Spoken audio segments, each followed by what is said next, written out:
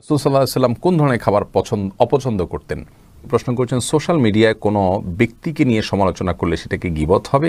এর প্রশ্ন ভাই আপনি লিখেছেন, নামাজের সময় যদি মা বাবা কোনো কাজের অর্ডার দেয়, কাজটা করতে গেলে আমি জানি জামাত পাবো না, তখন আমার প্রথম করণীয় সমকাম করবার পর তওবা করলে তওবা গ্রহণযোগ্য হবে কিনা দয়া করে।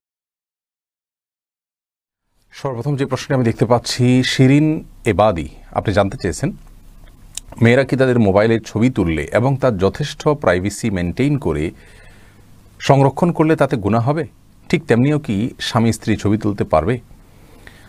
বোন শিরিন, ছবি তোলা মোবাইলে বা যে কোনো ডিভাইসে এটাকে ইসলামী শরিয়ার দৃষ্টিকোণ থেকে জায়েজ বলা হবে নাকি না জায়েজ বা হারাম বলা হবে, এ বিষয়ে পণ্ডিতদের অর্থাৎ বড় বড় ওলামা একরাম এবং স্কলারদের দুটি মত রয়েছে। অনেক স্কলার এবং ওলামা একরাম এর মত হলো যে কোনো ধরনের ছবি তোলা জায়েজ নাই, গুনাহের কাজ, যার কারণে ছবি তোলা থেকে সে সমস্ত ওলামা একরাম আমাদেরকে নিবৃত্ত থাকার নির্দেশ করেন।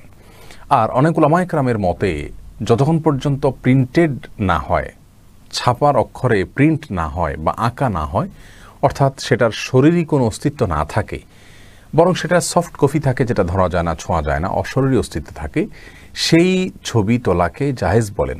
এই দ্বিতীয় মতটি আমার কাছে দলিলের দিক থেকে অধিক সমৃদ্ধ মনে হয়। তবে সর্বাবস্থায় ছবি যত কম তুলে পারা যায় প্রয়োজন ছাড়া, সেটাই আমাদের জন্য লক্ষ্য করা উচিত হবে। কারণ ওলামা ইকরামের ইখতিলাফ যেহেতু আছে এবং একটি মত রয়েছে হারামের বিষয়, বিনা প্রয়োজনে এ ধরনের ছবি না তোলা উচিত। মেয়েদের ছবি তোলার ব্যাপারে আরও বেশি সতর্কতা অবলম্বন করা দরকার, কারণ মেয়েদের ছবি এটা আপনার মোবাইলে যদি তোলা হয়, সেখান থেকে বেহাত হওয়ার, এক জায়গা থেকে অন্য জায়গায় চলে যাওয়ার, অন্য কেউ মোবাইলটা দেখার যে আশঙ্কা রয়েছে, সেটা অনেক ফিতনার দুয়ার খুলতে পারে। সেই জায়গা থেকে অনেক বেশি সাবধান হওয়া উচিত। যদি কেউ সে বিষয়গুলো খেয়াল করেন, প্রাইভেসি মেনটেন করেন, যেমনটি প্রশ্নে উল্লেখ করেছেন, সংরক্ষণ করবার ক্ষেত্রে অন্য কারোর নজরে যাবে না, অন্য কেউ সেটা পাবে না, লক করে রাখা আছে বিভিন্নভাবে পাসওয়ার্ড দিয়ে, তাহলে সেক্ষেত্রে ইনশাআল্লাহ বিদিনিল্লাহ এটি নাজায়েজ এবং হারাম হবে না বলে আমরা মনে করি, যদি অন্য পুরুষের দৃষ্টি থেকে সেটিকে দূরে রাখার সর্বব্যবস্থা গ্রহণ করা হয়। আল্লাহু আ'লাম বিস-সাওয়াব। এরপরে হাফসা মুক্তি এই আইডি থেকে আপনি জানতে চেয়েছেন, গোসলের পরে নাকি ফল খাওয়া যায় না, দয়া করে এই বিষয়ে কিছু বলুন। বোন হাফসা, এই বিষয়ে আসলে কোরআন হাদিসের কোনো নির্দেশনার কথা আমরা জানি না, বরং গোসল করার পর আপনি যে কোনো ফল খেতে পারেন, অন্য যে কোনো খাবার খেতে পারেন। খাবার খাওয়ার সাথে আপনার ফলমূল খাওয়ার সাথে গোসল ভেঙে যাওয়ার বা গোসল নষ্ট হওয়ার বা ওযু নষ্ট হওয়ার এরকম কোনো কিছুর সম্পর্ক নাই। এটা সম্পূর্ণ ভিত্তিহীন একটি বিশ্বাস, যদি কেউ বিশ্বাস করে থাকেন।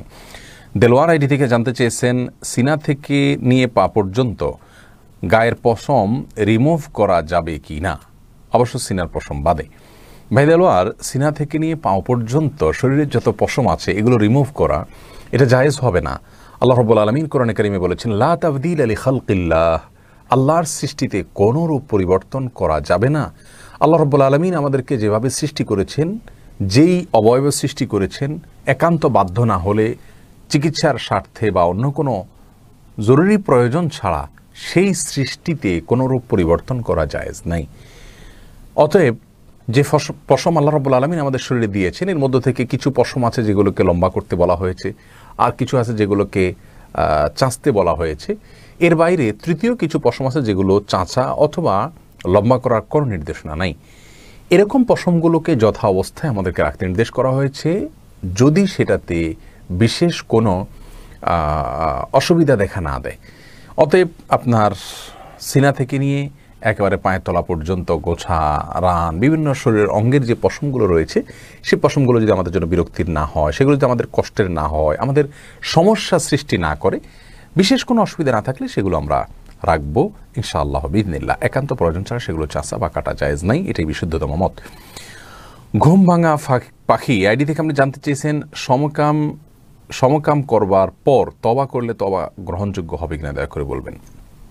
প্রিয় ভাই আমার, যে কোনো অপরাধ করবার পরে আল্লাহ রাব্বুল আলামিনের কাছে ক্ষমা চাইলে তিনি অবশ্যই ক্ষমা করবেন। কোরআনে কারিমে আল্লাহ রাব্বুল আলামিন বলেছেন, লা তাকনাতু মির রাহমাতিল্লাহ ইন্নাল্লাহা ইয়াগফিরুয যুনুবা জামিআ, তোমরা আল্লাহর রহমত থেকে নিরাশ হইও না, নিশ্চয়ই আল্লাহ রাব্বুল আলামিন সমস্ত গুনাহ মাফ করে দিবেন। এমন কোনো পাপ নাই যে পাপ আল্লাহ রাব্বুল আলামিন মাফ করবেন না। আল্লাহ মাফ করার জন্য দুয়ার খুলে বসে আছেন, বান্দাকে ডেকে ডেকে মাফ করছেন। শুধু আমাদের প্রয়োজন হলো সত্যিকারের তওবা, সত্যিকারের ইস্তেগফার। আর ইস্তেগফার এবং তওবা পূর্ণতা পাওয়ার জন্য কয়েকটি শর্ত রয়েছে। তার মধ্যে একটি শর্ত হলো ইতিপূর্বে যে জঘন্য অপরাধ করা হয়ে গেছে সেজন্য আল্লাহ রাব্বুল আলামিনের কাছে অনুতপ্ত হওয়া, লজ্জিত হওয়া, নিজেকে তুচ্ছ মনে করা, নিজেকে ভৎসনা করা এবং ভবিষ্যতে আর সেই অপরাধটি না করবার ব্যাপারে দৃঢ়ভাবে সংকল্প করা, আর আল্লাহ রাব্বুল আলামিনের কাছে ক্ষমা চাওয়া। এই শর্তগুলো যদি মোটামুটি পাওয়া যায় ইনশাআল্লাহ বিইذনিল্লাহ এমন কোনো অপরাধ নেই যে অপরাধ আল্লাহ রাব্বুল আলামিন ক্ষমা করবেন না।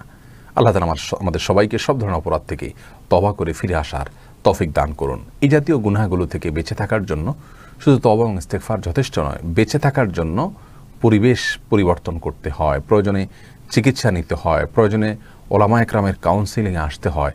অর্থাৎ আপনাকে যে কোনোভাবে গুনাহের পরিবেশ থেকে সরে আসতে হবে। গুনাহ আপনাকে ডাকতে পারে এরকম পথগুলো আপনাকে অ্যাভয়েড করতে হবে। আল্লাহ রাব্বুল আলামিন তৌফিক দান করুন। এরপর ইয়াসিন আরিফ আইডি থেকে আপনি জানতে চেয়েছেন ইমামতি করতে কোনো দোয়া পড়তে হয় কিনা। না ভাই ইয়াসিন আরিফ, ইমামতি করতে কোনো দোয়া পড়তে হয় না। আমাদের সাধারণ মুসলিম ভাই বোনদের মধ্যে কিন্তু ইমামতি করার বিষয়ে এক ধরনের ভীতি কাজ করে। আমরা কিন্তু দেখা যায় যে দুজনে মিলে সালাত আদায় করব, নামাজ পড়ব, তো যার যার মতো পড়ছি, অথচ সালাতুল জামাআতে তাফদুলু সালাতাল ফাযযি বি27 দারাজা। নবী আলাইহিস সালাম বলেছেন যে একাকী নামাজ পড়ার চাইতে জামাতবদ্ধভাবে নামাজ 27 গুণ বেশি সওয়াবের হয়ে থাকে। সুবহানাল্লাহ। যার কারণে আপনি যদি দুইজন মানুষ কোথাও জামাত মিস হয়ে গেছে, আপনাদের এখন নামাজ পড়ছেন, অথবা আপনি বাসায় পড়ছেন, আপনার স্ত্রী আছে, আপনি আছেন, অবশ্যই জামাতের সাথে পড়ুন, একাকী পড়বেন না। আপনি একাকী পড়লে সেটি 1 গুণ সওয়াব হবে, নরমাল সওয়াব পাবেন।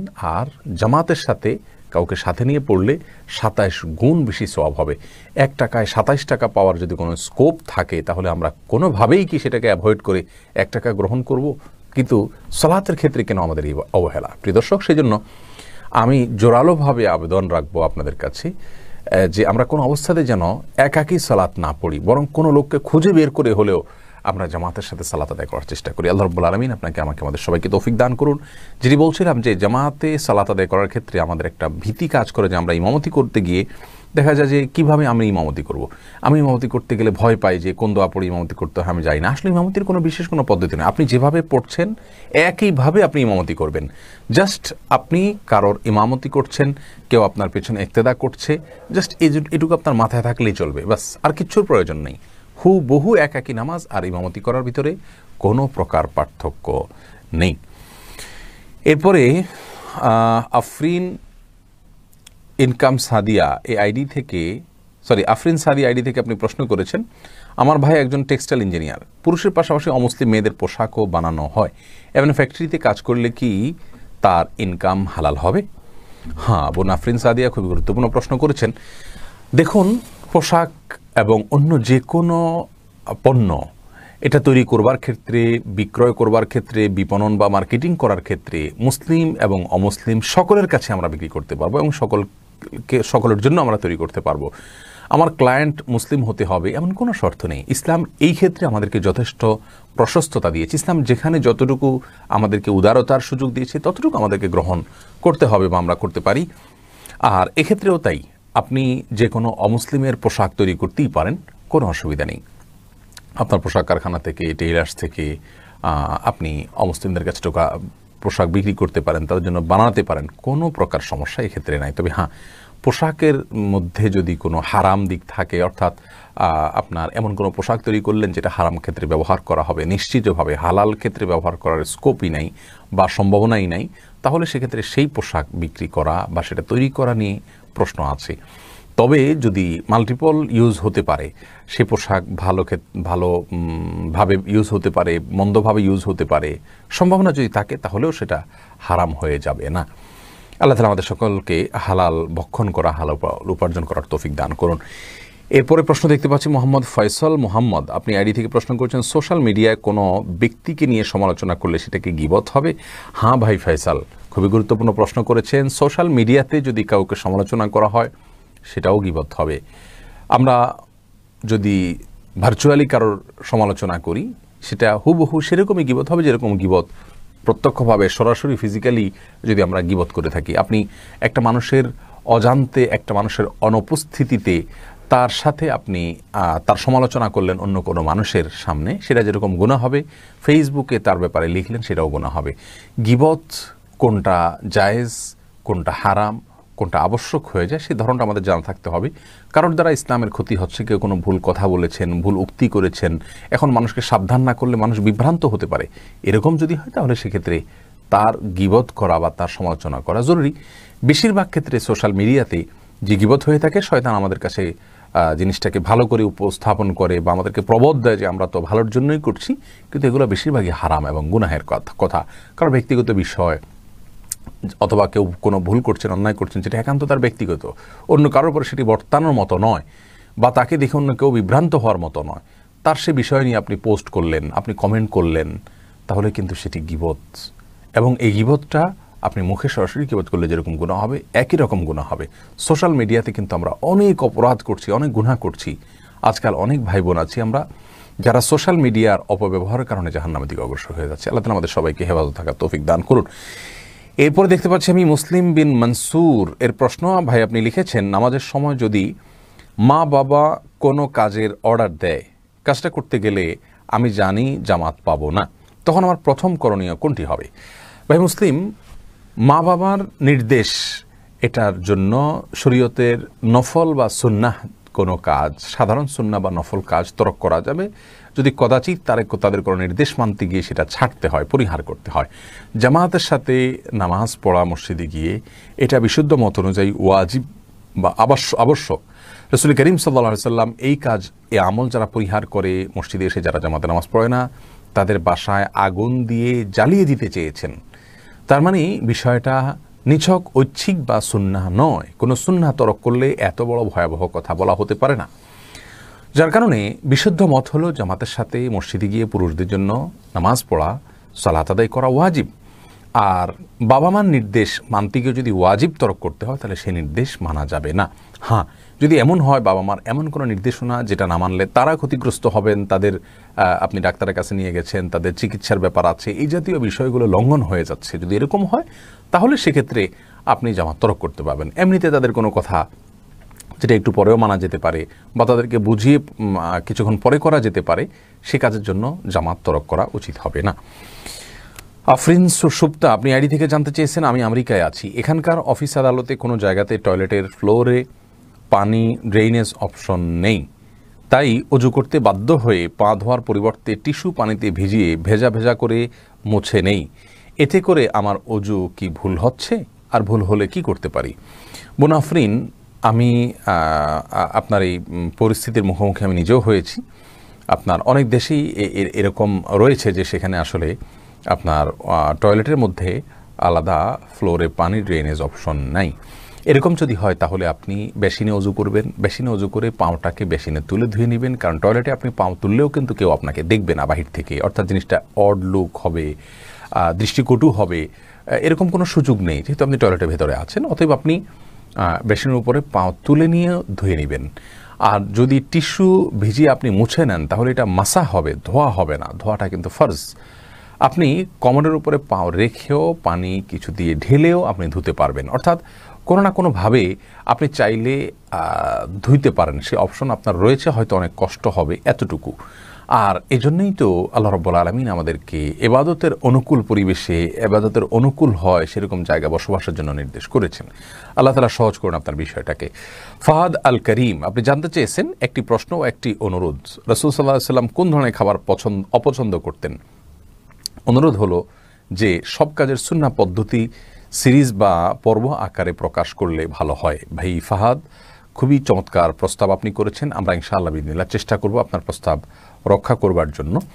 ইতিমধ্যে আমরা রাসূল করিম সাল্লাল্লাহু আলাইহি সাল্লামের যে সমস্ত সুন্নাহগুলো বিলুপ্তির পথে, সেগুলো নিয়ে আমরা ধারাবাহিক অনুষ্ঠান করবার চেষ্টা করছি ইনশাআল্লাহ বিদিনিল্লাহ। খুব শীঘ্রই আশা করছি আপনাদেরকে আমরা সেই অনুষ্ঠান উপহার দিতে পারবো, যার মাধ্যমে আমরা নবী আলাইহিস সালামের বিলুপ্ত বিভিন্ন সুন্নাহকে তুলে ধরার চেষ্টা করব। আর আপনি যেটি জানতে চেয়েছেন নবী আলাইহিস সালামের অপছন্দনীয় খাবারের তালিকায় কি ছিল, তিনি পেঁয়াজ খেতে অপছন্দ করতেন, পেঁয়াজ খেতেন না তিনি। আর এর বাইরে আরও কিছু খাবার আছে যে খাবারগুলো তিনি অপছন্দ করতেন কিন্তু অন্যরা খেতেন। সাধারণত তিনি হালাল যে কোনো খাবার খেতেন, পছন্দের তালিকায় ছিল সবজি, এর মধ্যে লাউ বা কুমড়া জাতীয় খাবার এবং যে কোনো সবজি ইত্যাদি তার পছন্দের ছিল। গোশতের মধ্যে পিঠের গোশত তার পছন্দের ছিল এবং মিষ্টান্ন দ্রব্যের মধ্যে খেজুর, বিশেষ করে আদা পাকা যে খেজুর পাওয়া যায় সেগুলো এবং মধু, এগুলো তার পছন্দের তালিকায় ছিল। এরপরে নাজরুল মামুন আপনি জানতে চেয়েছেন, যারা না জেনে শিরক, বিদআত, কুফরি বা মুনাফিকি জড়িত, আমরা সেই ভাইদের সাথে ঐক্য কি করা যাবে কিনা? দেখুন, ঐক্য এটা একটা ব্যাপকভাবে ব্যাখ্যা করা যেতে পারে এরকম শব্দ। আপনি সার্বিকভাবে ঐক্য এরকম মানুষের সাথে করবেন না যে লোক আপাদমস্তক বেদাত এবং শিরকের সাথে জড়িত।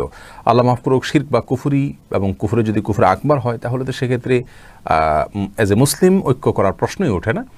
কিন্তু যদি কোনো বৃহত্তর স্বার্থ সংশ্লিষ্ট বিষয় ঐক্য করবার প্রয়োজন হয় তাহলে সেক্ষেত্রে ঐক্য করা যেতে পারে। বিশেষ করে কুফরি যদি কুফরে আকবার পর্যন্ত না যায়, বেদাত যদি কুফরি পর্যন্ত না পৌঁছায়, তাহলে সেক্ষেত্রে সাধারণ বেদাত বা সাধারণ কুফরে আসগার এই টাইপের অপরাধে জড়িত ব্যক্তি বা ব্যক্তিদের সাথে বৃহত্তর স্বার্থে বিশেষ কোনো ক্ষেত্রে ঐক্য হতে পারে।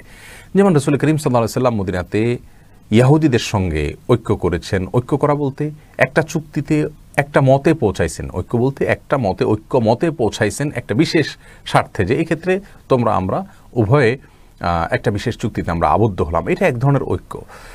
আর বৃহত্তর সর্বক্ষেত্রে ঐক্য এটা তো সম্ভব নয়। বিশেষ করে যে সমস্ত লোকেরা বেদাত এবং শিরক এবং কুফরের দিকে আহ্বান করছেন এবং এর মধ্যে নিমজ্জিত, তাদের সঙ্গে বৃহত্তর এবং সার্বিক ঐক্য কোনোভাবেই সম্ভব নয়। তবে যতটুকু সম্ভব, যেমন মুসলিমদের মৌলিক স্বার্থ সংশ্লিষ্ট বিষয়ে আপনার ঐক্যের প্রয়োজন হলো বিশেষ কোনো ইস্যুতে, সেটা অবশ্যই করা যেতে পারে। কাফেরদের সাথে যদি করা যেতে পারে, তাদের সাথে কেন করা যাবে না? এরপরে আফরিন সুপ্তা আপনি জানতে চেয়েছেন, বাচ্চাকে ইউটিউব থেকে বেবি সং শুনিয়ে খাবার খাওয়ালে সেটি কি গুনাহের কাজ হবে? উল্লেখ্য, আর কোনো সময়ই গান শোনানো হয় না, খাবার প্রক্রিয়া ত্বরান্বিত করতে এমনটা করা হয়ে থাকে। বোন আফরিন, এটা উচিত নয়, এটা উচিত নয়। তার কারণ হলো, বেবিকে আপনি বেবি সং শুনিয়ে খাবার খাওয়াচ্ছেন, সেখানে মিউজিকের ইউজ যদি হয়ে থাকে তাহলে সেক্ষেত্রে হারাম হচ্ছে সেই জিনিসটি শোনা। আপনার শিশুকে আপনি যা শোনাচ্ছেন তার একটা প্রভাব কিন্তু তার মধ্যে পড়বে, সে কিন্তু অভ্যস্ত হবে ধীরে ধীরে এই গুনাহের কাজটির প্রতি। যার কারণে এগুলো থেকে আমাদের বেঁচে থাকা উচিত এবং স্বাভাবিক প্রক্রিয়া আমাদের খাবার খাওয়ানো উচিত। বাচ্চাদেরকে মনোযোগ দিয়ে তাদের সাইকোলজি বোঝার চেষ্টা করে তাদের জন্য উপযোগী খাবার পরিবেশন করা উচিত। প্রয়োজনে ডাক্তারদের সহায়তা নেওয়া উচিত। বাচ্চাদেরকে বাজে জিনিসে অভ্যস্ত করলেই কিন্তু সমস্যা। দেখুন, গ্রামে যে সমস্ত বাচ্চারা বেড়ে ওঠে, বিশেষ করে আধুনিক এ সমস্ত আপনার ডিভাইস থেকে দূরে থেকে, বা আগেও যে সমস্ত বাচ্চারা বড় হয়েছে, আমরা যারা বড় হয়েছি, আমরা কিন্তু এই সমস্ত ডিভাইসগুলো দেখিনি ছোটবেলায়। আমাদের খাবারের জন্য মা বাপের এত কষ্ট করতে হয়নি। এগুলো বরং বাচ্চাদেরকে ব্যবহার করে খাওয়াতে খাওয়াতে তাদের অভ্যাস আরও নষ্ট হয়ে যায়। বাচ্চারা উগ্র হয়ে যায়, রুক্ষ মেজাজি হয়ে যায়, নানা রকমের ক্ষয়ক্ষতির দিকে চলে যায়। যার কারণে এগুলোকে অ্যাভয়েড করা উচিত। আল্লাহ তাআলা আমাদেরকে তৌফিক দান করুন। রাকিব শরীফ আপনি জানতে চেয়েছেন, নিজের পরিবারকে সহি দিনের দাওয়াত দিতে গিয়ে যদি কখনো মা বাবাকে বোঝাতে গিয়ে উচ্চস্বরে কথা বলে তাহলে কি গুনাহ হবে? উচ্চস্বরে কথা বলা উচিত নয়। দাওয়াত দেওয়ার তো পদ্ধতি হলো নরমভাবে আপনাকে কথা বলতে হবে। ইন্নাল্লাহ রাফিক ইউহিব্বুর রিফক। আল্লাহ রাব্বুল আলামিন এর গুণবাচক নামের ভিতরে একটা হলো রাফিক, কোমল। তিনি কোমলতা পছন্দ করেন। আর রিফক মা কানা ফি শাইইন ইল্লা জানা ওয়া মা নুজিআ মিন শাইইন ইল্লা শানা। নম্রতা আর কোমলতা এমন একটা গুণ, কোনো কিছুতে যদি এটা যুক্ত হয় তাহলে সেটাকে সুশোভিত করে দেয়, সৌন্দর্যমণ্ডিত করে দেয়। আর যদি সেই গুণটি কোনো কিছু থেকে সরিয়ে নেওয়া হয় তাহলে সেটি ত্রুটিযুক্ত হয়ে যায়। যার কারণে নম্রতার সাথে দাওয়াত দেওয়া উচিত। বাবা মাকে তো আরও বেশি নম্রতার সাথে দাওয়াত দেওয়া উচিত। যদি কখনো উচ্চস্বরে কথা বলা হয়ে যায় তাদের কাছে ক্ষমা চাওয়া উচিত। তাসনিম হুদা আপনি জানতে চেয়েছেন, কেউ যদি চায় যে তার দাড়ি খুব বড় না হোক তাহলে কি সে কাফের হয়ে যাবে তার এই ধারণার ফলে? দাড়ি রাসূল আকরাম সাল্লাল্লাহু আলাইহি ওয়াসাল্লামের গুরুত্বপূর্ণ একটি আমল। তিনি দাড়িকে লম্বা করার নির্দেশ দিয়েছেন, সেজন্য এটা ওয়াজিব তিনি রেখেছেন। সেই সূত্রে এটি সুন্নাহ বা তার আদর্শ। সেজন্য আপনি তার আদর্শকে ঘৃণা করে বড় হওয়া পছন্দ করেন, এরকম যদি আল্লাহ মাফ করুক তাহলে তো এটা কুফরি, এটা ঈমান চলে যাওয়ার মতো বিষয়। কিন্তু বিষয়টি সেটা নয়, বরং অন্য কোনো কারণে আপনার দাড়ি আপনি লম্বা হোক এটা চাচ্ছেন না। রাসূল আকরাম সাল্লাল্লাহু আলাইহি ওয়াসাল্লামের সুন্নাহর প্রতি আপনার কোনো অবজ্ঞা নেই, অশ্রদ্ধা নেই, ঘৃণা নেই, বরং আপনার অন্য কোনো উদ্দেশ্যে আপনি দাড়ির দৈর্ঘ্য বা দাড়ি লম্বা হোক সেটা আপনি চাচ্ছেন না। তাহলে সেক্ষেত্রে এটি গুনাহ, এটি অবশ্যই আপনার ইমানই চেতনা, ইমানের বীজ আপনার অন্তরে সেভাবে প্রথিত নয়, সেটাকে প্রমাণ করবে। কিন্তু তাই বলে আপনি এর ফলে ইসলাম থেকে খারিজ হয়ে যাবেন, বিষয়টি কিন্তু সেরকম নয়। খন্দকার আহমদুল্লাহ আইডি থেকে আপনি প্রশ্ন করেছেন, বিয়ের মোহর নগদ টাকা দিয়ে আদায় করা যাবে কি না, কি দিয়ে মোহর দেওয়া উত্তম? অলংকারকে অবশ্যই দিতে হবে। বিয়ের মোহর নগদ টাকা দিয়ে আদায় করা যাবে, কোনো অসুবিধা নেই। কোনো বিশেষ কিছু দিয়ে দেওয়া উত্তম এমন কোনো কথা নেই।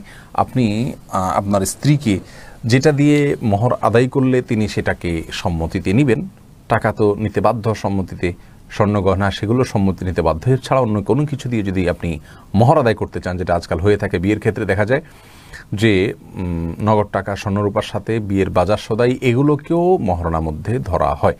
সেগুলো যদি আপনি মহারণার মধ্যে ধরেন, তাহলে স্ত্রী সেগুলোকে মহারণা হিসাবে নেবেন কি না সেই এখতিয়ার কিন্তু তার আছে।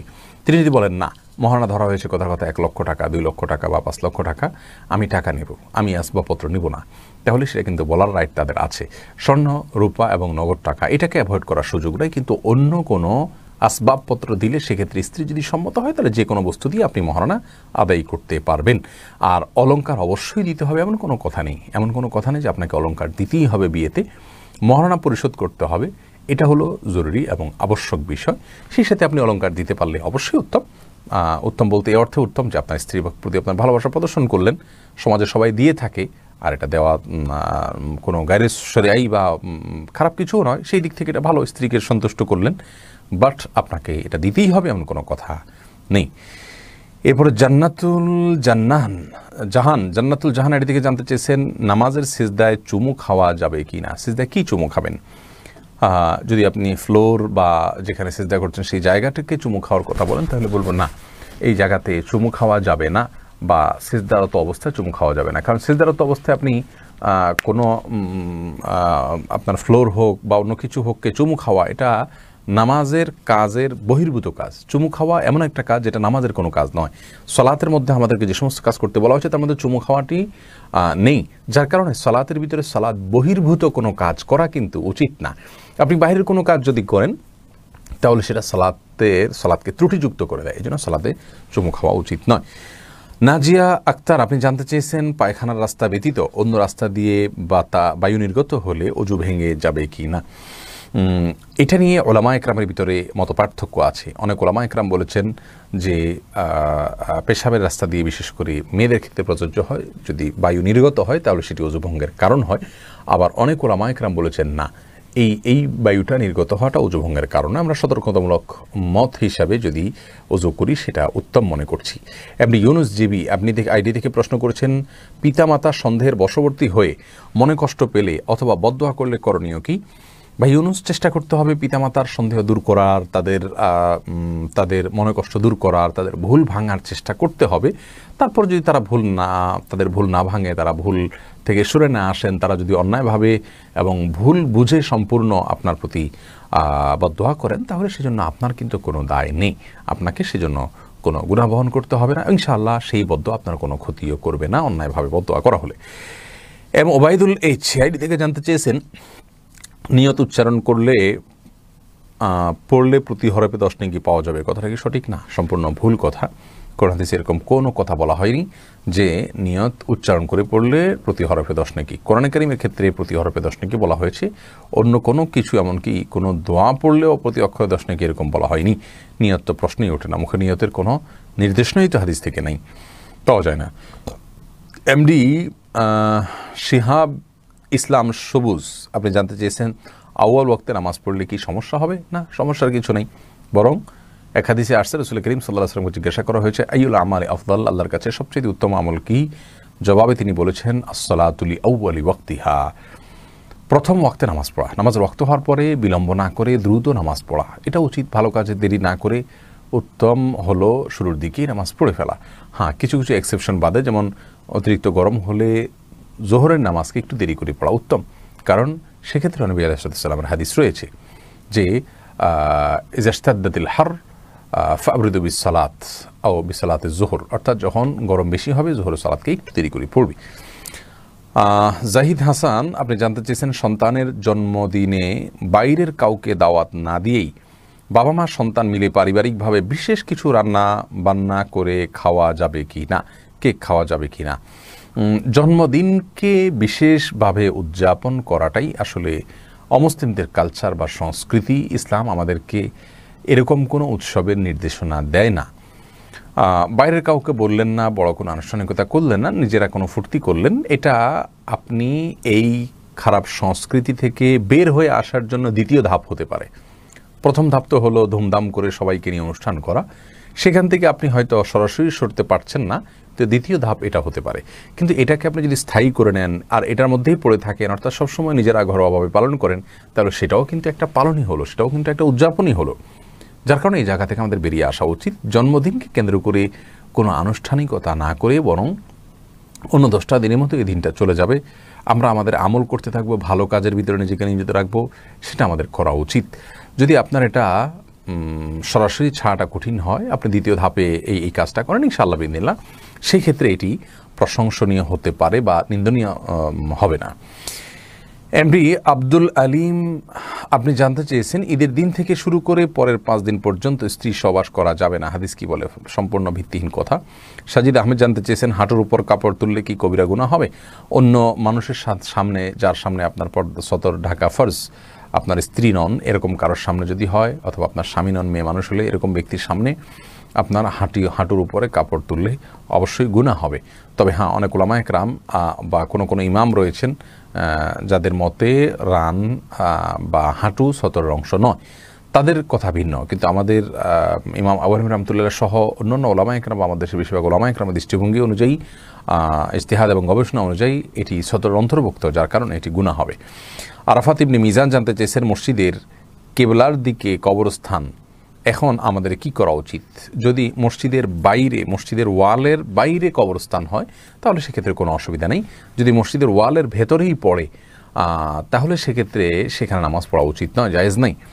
শাহাদাত হোসেন জানতে চেয়েছেন, আমলের নিয়ত অথবা সৌন্দর্য বর্ধনের জন্য মসজিদের ভেতরে দেওয়ালে আয়াতুল কুরসি এবং অন্যান্য ইসলামিক ক্যালিগ্রাফি চিত্র ঝোলানো যাবে কিনা? যেতে পারে, যদি মুসল্লিদের নামাজে কোনো ব্যাঘাত না ঘটে, মনোযোগে কোনো বিঘ্ন সৃষ্টি না করে।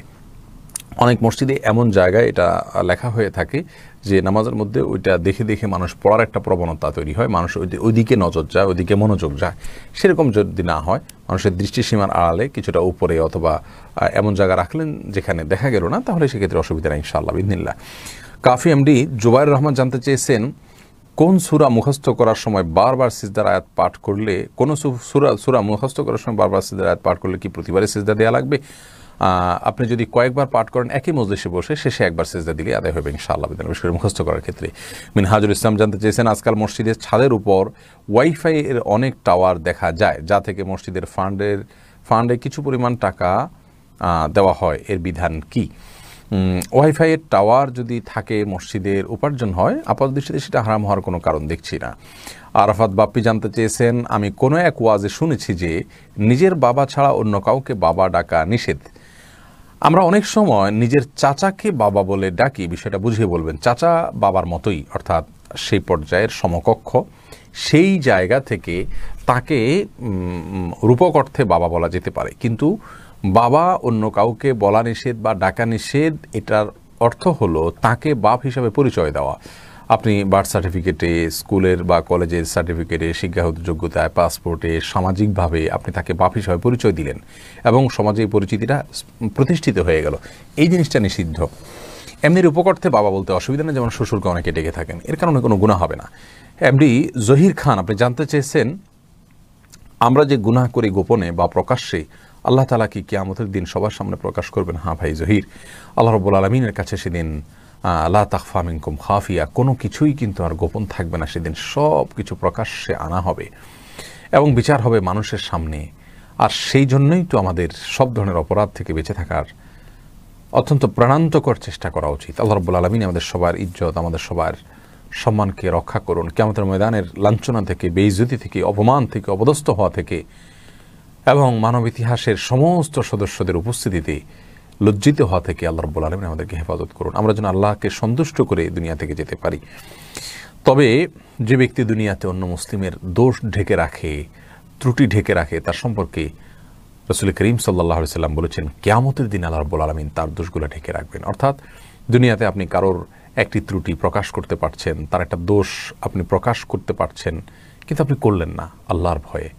ইনশাআল্লাহ আশা করা যেতে পারে আল্লাহ রাব্বুল আলামিন এর মাধ্যমে, এর বিনিময়ে আপনাকে হেফাজতে রাখবেন, আপনাকে ওই অপরাধ থেকে, ওই গুনাহ থেকে কিয়ামতের দিন আল্লাহ তাআলা আপনার এরকম কোনো অপরাধ যেটা প্রকাশ্যে আসার কথা, আল্লাহ তাআলা সেটাকে লুকিয়ে রাখবেন এবং গোপন করবেন। জাযাকুমুল্লাহ খায়ের। আল্লাহ তাআলা আমাদের সবাইকে হেফাজত করুন। এছাড়াও আরও বেশ কিছু উপায় আছে যেগুলোর মাধ্যমে কিয়ামতের ময়দানে লাঞ্ছনার হাত থেকে আমরা বেঁচে থাকতে পারবো। নার্গিস আক্তার জানতে চেয়েছেন, ফরজ গোসল করার সময় মাথার চুল না ভিজালে পাপ হবে কি না? হ্যাঁ, অবশ্যই মাথার চুল না ভিজালে গুনাহ না, গোসলই হবে না। পাপ হওয়া বলতে কি, আপনার গোসল না হলে তো গুনাহ হবে, ফরজ নামাজ পড়তে পারবেন না, অতএব মাথার চুল ভেজাতে হবে আপনাকে। মোহাম্মদ আবদুল্লাহ জানতে চেয়েছেন, ব্রণের গর্ত দূর করতে লেজার ট্রিটমেন্ট ইসলামে জায়েজ আছে কি না? ব্রণের গর্ত দূর করতে লেজার ট্রিটমেন্ট, এ বিষয়ে আমি আজকে উত্তর দিতে পারবো না ভাই আবদুল্লাহ, আমার সুস্পষ্ট জানা নেই এ বিষয়ে। ইনশাআল্লাহ আমরা পরবর্তীতে বিস্তারিত পড়াশোনা করে জেনে তারপর ইনশাআল্লাহ উত্তর দেওয়ার চেষ্টা করব। ধারণার ভিত্তিতে উত্তর দেওয়া যেতে পারে, কিন্তু শরীয়ী বিষয়ে ধারণা ভিত্তিতে উত্তর দেওয়া জায়েজ নয়। এই জন্য দুঃখিত, উত্তর দিতে পারছি না। নাফিন হুসেইন আপনি জানতে চেয়েছেন, অভিনয় করা কি ইসলামে জায়েজ? বিশেষ কোনো ভালো উদ্দেশ্যে, ভালো কিছু শেখাবার উদ্দেশ্যে অভিনয় করা যেতে পারে, যদি অন্য কোনো হারাম বিষয় সেখানে যুক্ত না থাকে। শফিউল আলম আরমান আপনি জানতে চেয়েছেন, জিন জাতির ব্যাপারে জানতে চাচ্ছি, তাদের শরীয়ত এবং আমাদের শরীয়ত কি এক? যদি এক হয় তাহলে জিহাদের মতো ইবাদতে কিভাবে তারা আদায় করে? জিন জাতের মধ্যে কোনো সাহাবী নেই কেন? জিনদের মধ্যে যারা রাসূল আকরাম সাল্লাল্লাহু আলাইহি সাল্লামের কাছে উপস্থিত হয়েছে তারা অবশ্যই সাহাবী। আর দ্বিতীয়ত হলো যে তাদের জন্য আমাদের শরীয়তের হুবহু সব জিনিস সমানভাবে প্রযোজ্য নয়, তবে মৌলিক বিষয়গুলো তাদের এবং আমাদের জন্য একই। মোহাম্মদ শাহেদ আলী জানতে চেয়েছেন, মসজিদের বার্ষিক মাহফিলের জন্য সংগৃহীত উদ্বৃত্ত টাকা কি মসজিদের উন্নয়নমূলক কাজে ব্যবহার করা যাবে কিনা? যাবে, কারণ মসজিদ দ্বারা মাহফিল যারা দান করে থাকেন উদ্বৃত্ত টাকা উন্নয়নমূলক কাজে খরচ করবার জন্য তাদের মৌন সম্মতি থাকে, যার কারণে সেটা করা যেতে পারে। তাসনিম হুদা আপনি জানতে চেয়েছেন, নেক কাজ বা নেক আমল, তবে মাহফিলে যদি বলে নেওয়া যায় তাদেরকে ভালো, মাহফিল শেষে যদি বলে নেওয়া যায় যে আপনার অনেকে টাকা দিয়েছে, উদ্বৃত্ত টাকা মসজিদে খরচ করছে, বলে নিতে পারলে সেটা আরও ভালো, প্রকাশ্য হয়ে গেল জিনিসটা। তাসনিম হুদা জানতে চেয়েছেন, কোনো নেক কাজ বা আমল করতে গেলে মনে রিয়া চলে আসে অনিচ্ছায়, তখন ভয় করি না, এক্ষেত্রে করণীয় কি? না, আপনাকে কাজ করে যেতে হবে। রিয়া বা লৌকিকতা প্রথমে আসলেও আপনি মনের বিরুদ্ধে লড়াই করে, যুদ্ধ করে কাজটাকে চালিয়ে যাবেন, ইনশাআল্লাহ বিদিনিল্লাহ একটা পর্যায়ে আল্লাহ রাব্বুল আলামিন হেফাজত করবেন এবং রিয়া থেকে আপনাকে বাঁচিয়ে দিবেন। মনে রাখবেন, অনেক ইবাদতই শুরুতে রিয়া হয়। আপনি ইচ্ছাকৃত রিয়া করছেন না, মনের ভিতরে শয়তান এনে দিচ্ছে, আপনি মনের বিরুদ্ধে সংগ্রাম করবেন, সংগ্রাম করতে করতে ইবাদতটি করবেন, ইনশাআল্লাহ বিদিনিল্লাহ এর মাধ্যমে এক সময় এই রিয়া থেকে আপনি মুক্ত হবেন। ফয়সাল আহমেদ রাহা জানতে চেয়েছেন, ফজরের সময় তাহিয়াতুল মসজিদ কীভাবে পড়বো? অন্য সময় যেরকম পড়েন একইভাবে পড়বেন, তবে ফজরের নামাজের সময় প্রথম মসজিদে যদি প্রবেশ করেন তাহলে একসঙ্গে দুই নামাজের নিয়ত করবেন, তাহিয়াতুল মসজিদ এবং সুন্নাত। অর্থাৎ আপনি ফজরের আগে 2 রাকাত সুন্নাত যদি মসজিদে এসে পড়েন তাহলে মসজিদে ঢুকেই ওই সুন্নাত নামাজ পড়বেন, পাশাপাশি তাহিয়াতুল মসজিদের নিয়ত করবেন, অর্থাৎ ইনক্লুড করবেন একটাকে আরেকটার মধ্যে করে আপনি নামাজ পড়বেন। এটা হলো সুন্নাহ, কারণ রাসূল করিম সাল্লাল্লাহু আলাইহি ওয়াসাল্লাম ফজরের আজানের পরে ফরজের আগ পর্যন্ত এই 2 রাকাত ছাড়া আর কোনো নামাজ পড়তেন না। শাহনাজ নাজনীন আপনি জানতে চেয়েছেন, আমার স্বামী একটা মসজিদ দিয়ে মারা গেছেন, এখন আমি ইমাম মুয়াজ্জিনের বেতন চালাই, এখন কেউ যদি আমার কাছে মসজিদের টাকা দেয় আমি কি ওই টাকা থেকে বেতন দিতে পারবো? হ্যাঁ পারবেন, কোনো অসুবিধা নেই। মিজানুর রহমান জানতে চেয়েছেন, মায়ের স্বাস্থ্য ঝুঁকির আশঙ্কায় 6 সপ্তাহের ভ্রূণ ধ্বংস করা যাবে কি না? যদি মায়ের স্বাস্থ্য ঝুঁকিটা প্রবল হয় এবং বিশেষজ্ঞ ডক্টরগণ এক্ষেত্রে পরামর্শ দিয়ে থাকেন যে ভ্রূণ ধ্বংস না করা হলে মায়ের স্বাস্থ্যের জন্য বড় ধরনের কোনো হুমকি রয়েছে, তাহলে সেক্ষেত্রে অবশ্যই ভ্রূণ ধ্বংস করা যাবে, যেহেতু 6 সপ্তাহের মধ্যে আপনার সেখানে প্রাণ সঞ্চার হয় না, যার কারণে এটা করা যাবে। শহীদুল ইসলাম জানতে চেয়েছেন, মৃত ব্যক্তির প্রচার কি মাইক দিয়ে করা যাবে? মৃত ব্যক্তির মৃত্যুর প্রচার মাইক দিয়ে করা উচিত নয়, কারণ হলো মাইক দিয়ে প্রচার করবার কোনো বা মৃত ব্যক্তির মৃত্যুর ঘোষণা এভাবে প্রচার করবার কোনো নির্দেশনা ইসলামে নাই। তবে হ্যাঁ, তার জানাজার বিষয়ে শুধু জানাজার জন্য ডাকাডাকি করা ইসলামী শরীয়তে জায়েজ নাই, কারণ আজান 5 ওয়াক্ত নামাজের জন্য, জুমার জন্য বিধিবদ্ধ হলেও জানাজার নামাজের জন্য কিন্তু আজান বিধিবদ্ধ নয়। তবে মৃত্যুর ঘোষণার পাশাপাশি আপনার জানাজার ওয়াক্ত বলা যেতে পারে। এরপরে নাজনীন আমিন আপনি জানতে চেয়েছেন, অনেক সময় বড়রা মনে কষ্ট দেওয়ার মতো কথা বলে কিন্তু উত্তর দেই না, কিন্তু মনে মনে অনেক কথা বলি, তা থেকে গুনাহ হবে? মনে মনে কথা বলার দরকার কি? মনে কষ্ট পেয়েছেন, উত্তম হলো আপনি তাকে ক্ষমা করে দিলেন। তাও যদি না হয়, তার প্রতি দুঃখ লাগা কাজ করে, কষ্ট লাগা কাজ করে, তাহলে এর ফলে কোনো গুনাহ হবে না, কারণ এটা আপনার ইচ্ছার বাইরে। তবে মনে মনে তাকে কোনো বাজে মন্তব্য করা বা গালি দেওয়া, এটা মনে মনে কোনো উক্তি দেওয়ার সম্পর্কে করা বিরূপভাবে, এটা সরাসরি উত্তর করার যে গুনাহ, উক্তি করার যে গুনাহ, সে গুনাহের কারণে হবে না, কিন্তু মনে মনে এটা করার থেকেই বিরত থাকা দরকার। সুজন মোহাম্মদ আপনি জানতে চেয়েছেন, সুজন মাহমুদ আপনি জানতে চেয়েছেন, বৃষ্টিতে ভিজলে অসুখ হবে এরকম বিশ্বাস করাকে কি বলা যায়? বৃষ্টিতে ভিজলেই অসুখ হয়ে যাবে এরকম করলে সেটা আপনার তাকে শিরক বলা যাবে না। তবে যদি কেউ মনে করেন যে বৃষ্টিতে ভিজলেই অসুখ হয়ে যাবে নিশ্চিত, তাহলে সেক্ষেত্রে এটা ছোট শিরক হবে। ছোট শিরক, বড় শিরক না, এর ফলে ঈমান যাবে না। আর মৌলিকভাবে বৃষ্টিতে ভিজলে সাধারণত ঠান্ডা লাগতে পারে, জ্বর আসতে পারে, ভয় আছে, এই জায়গা থেকে যদি ধারণা রাখা হয় যে হতে পারে, তাহলে সেক্ষেত্রে কোনো শিরকও হবে না এর ফলে।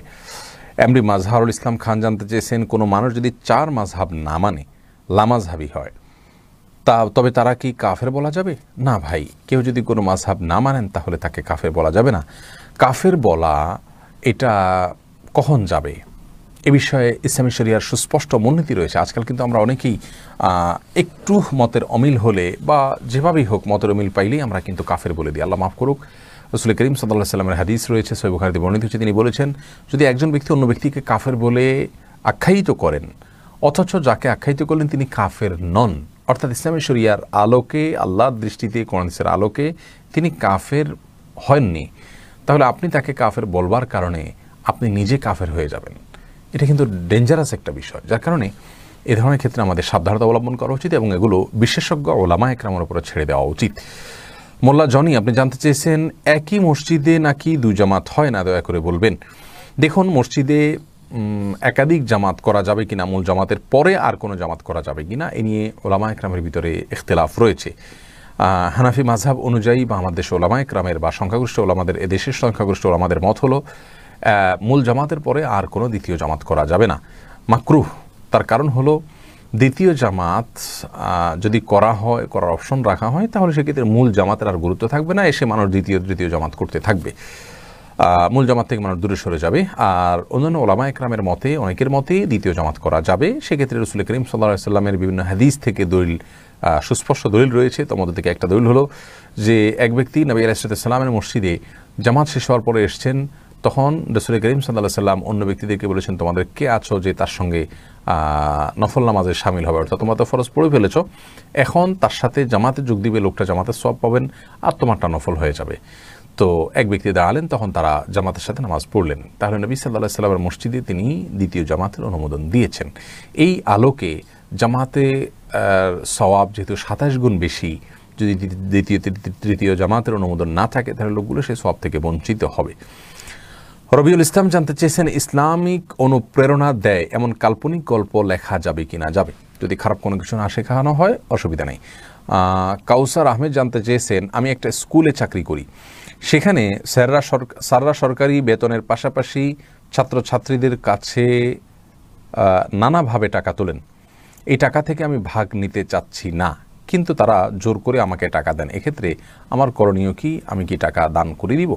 ভাই কাউসার, যদি এরকম হয় যে ছাত্রছাত্রী বা শিক্ষার্থীদের কাছ থেকে টাকা তোলা হয় এবং আপনি মনে করেন যে সেই টাকাটা অন্যায়ভাবে তোলা হচ্ছে, তাহলে অবশ্যই আপনি সেটা ভক্ষণ করবেন না। যদি জোরপূর্বক আপনাকে দিয়ে দেওয়া হয়, তাহলে আপনি সওয়াবের নিয়ত ছাড়া টাকাগুলো ছাত্রছাত্রীদের তরফ থেকে দান করে দিবেন। ইসরাইল হোসেন জানতে চেয়েছেন, কবর আযাব মাফ হওয়ার করণীয় কি? ভাই ইসরাইল, এই সম্পর্কে আমাদের একটা ভিডিও আছে, এই পেজে আপনি সার্চ দিলে পেয়ে যাবেন। কবর আযাব থেকে বাঁচার কয়েকটি করণীয় আমল আছে, তার মধ্যে থেকে একটি আমল হলো, যে কোনো বিষয়ে মনে রাখবেন, তাকে অবলম্বন করবেন মৌলিকভাবে ঈমান এবং আকীদাকে বিশুদ্ধ করে, আল্লাহর ভয় অন্তরে লালন করে, গুনাহ এবং পাপের কাছ থেকে বেঁচে থাকবেন মৌলিকভাবে। এটা হলো একটি কথা। দ্বিতীয়ত হলো, বিশেষভাবে পেশাব এবং আপনার নাপাকি থেকে নিজের শরীরকে, কাপড় চোপড়কে যথাসম্ভব বাঁচিয়ে রাখবেন। পেশাব লেগে থাকা এবং লাগিয়ে রাখা, এগুলো থেকে যথাসম্ভব বেঁচে থাকার চেষ্টা করবেন। আর তৃতীয়ত হলো, আপনার সূরা মুলক তেলাওয়াত করবেন। সূরা মুলক এটা কবর আযাব থেকে রক্ষা করে, বিশেষ করে রাতের বেলায় যদি কেউ সূরা মুলক তেলাওয়াত করে তাহলে আল্লাহ সুবহানাহু ওয়া তাআলা তাকে কবর আযাব থেকে হেফাজতে রাখেন। আর চতুর্থত হলো একটি দোয়া রয়েছে, আমরা প্রত্যেক নামাজের শেষ বৈঠকে দোয়া মাসুরার জায়গায় পড়তে পারি, সেটা হলো আল্লাহুম্মা ইন্নী আউযু বিকা মিন আযাবিন নার ওয়া মিন আযাবিল কবর ওয়া আউযু বিকা মিন ফিতনাতিল মাহইয়া ওয়াল মামাত ওয়া আউযু বিকা মিন শাররি ফিতনাতিল মাসিহিদ দাজ্জাল। এখানে কবরের আযাব থেকে আল্লাহর কাছে পানাহ চাওয়া হয়েছে, এই দোয়াটা আপনি করতে পারেন। এরপরে অপার্থিব আরিয়ান, আপনি জানতে চেয়েছেন পিতামাতার চাওয়া আমার ওয়াইফ ওনাদের সাথে থাকুক, কিন্তু সে চায় না, কার কথা রাখা জরুরি? যদি আপনি সমন্বয় করতে পারেন সেটা হবে আপনার জন্য সর্বোত্তম। স্ত্রীকে যদি বুঝিয়ে যে তুমি একসময় শাশুড়ি হবে, তোমারও মনে চাইবে নাতি নাতনিদেরকে দেখতে, তাদের সঙ্গে থাকতে, অতএব তাদের যে আর্গুমেন্ট, তাদের যে চাওয়া, তাদের বয়সের দিকে লক্ষ্য করে, তাদের ভালোবাসা নাতিদের প্রতি সেটার দিকে লক্ষ্য করে তুমি ছাড় দেওয়া উচিত। এই দৃষ্টিকোণ থেকে তাদেরকে বুঝিয়ে নিতে পারেন, সমন্বয় করতে পারেন, সেটা হবে সবচেয়ে উত্তম এবং ভালো। আর যদি সেটা কোনোভাবে সম্ভব না হয় তাহলে সেক্ষেত্রে আপনার স্ত্রীকে আলাদা, তাদের সাথে একসাথে রাখলে যদি স্ত্রীর হক নষ্ট হয় তাহলে অবশ্যই স্ত্রীর কথাকে প্রাধান্য দিয়ে তাকে আলাদা রাখতে হবে। আর যদি মা বাবার সাথে রেখেও আপনি স্ত্রীর হক আদায় করতে পারেন, তার জন্য আলাদা কক্ষ থাকলো, তালাবদ্ধ থাকলো, তার স্বাধীনতা থাকলো, তাহলে সেক্ষেত্রে মা বাবার কথাকে আপনি প্রাধান্য দিবেন। এরপরে জুলিয়াস মালিথা, আপনি আইডি থেকে জানতে চেয়েছেন লাল পোশাক পরিধান করা জায়েজ আছে কিনা। মেয়েদের জন্য জায়েজ আছে, পুরুষদের জন্য পিওর লাল হলে জায়েজ নাই, মিশ্রণ হলে জায়েজ হবে।